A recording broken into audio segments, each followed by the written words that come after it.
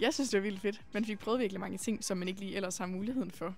Og sådan bungee jump og sådan noget svævebane og sådan noget. Jeg synes, det var vildt fedt. Ja, Tjekkiet.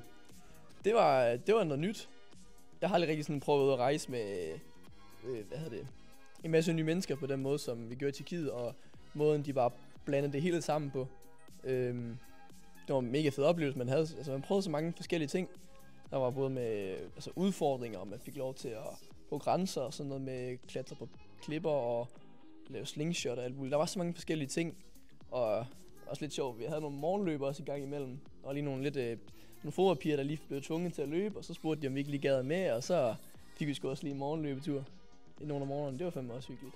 Tjekkiet for mig var en udfordrende tur. Det var noget, hvor man fik prøvet nogle grænser af, og så, ja, fordi det var helt til at starte med, og man kom i nogle tilfældige grupper, med nogen, man måske ikke normalt snakkede med, af dem, man havde snakket med de første par uger. Så det var noget, hvor man skulle rykke sine grænser med nogle nye mennesker. Det var virkelig grænseoverskridende på mange måder. Man fik prøvet nogle ting, man ikke lige sådan rigtig har prøvet for, blandt andet at klatre i klipper og rappel og sådan noget. Det var mega fedt. Også med, at man boede på værelse med nogen, man overhovedet ikke kendte. Det var også lidt sjovt. Ja. Spændende, fordi det hele det blev egentlig bare sat sammen. Det blev bare klasket sammen.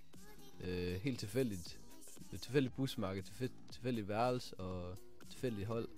Og så skulle du bare prøve en hel masse grænser af med det tilfældige hold, du ikke rigtig kendte. Det var en spændende oplevelse, og det var meget sjovt. Helt masse forskellige grænseoverskridende ting, man skulle lave noget.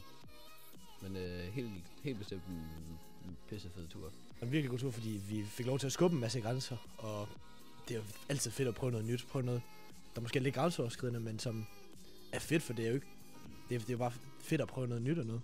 Så havde vi også en lidt crazy svømmehal, uden alt for mange regler, vel, så mig og en, der hedder Sejr, vi får ligesom komme op på den rutsjebane helt op øverst, ikke, og tænker, ja tak, den hjerner vi bare ned af. Så første tur, boom, jeg tror, altså da man kom kun ud fra, man kan bare se den der rutsjebane, den ryster bare sådan her, lige i hvert fald fra hinanden. Det er fuldstændig vanvittigt. Så den fik vi prøvet en masse, der kunne man satme godt komme til skade. Så havde vi også den anden rutsjebane over den anden ende, der tror jeg, vi var vel, da vi var højest, der var vi, jeg ville skyde på en 15 personer ned af den samtidig. Ja, plus minus. Nogen i baderingen, nogen bare ved siden af det. Så det er også, det er også noget.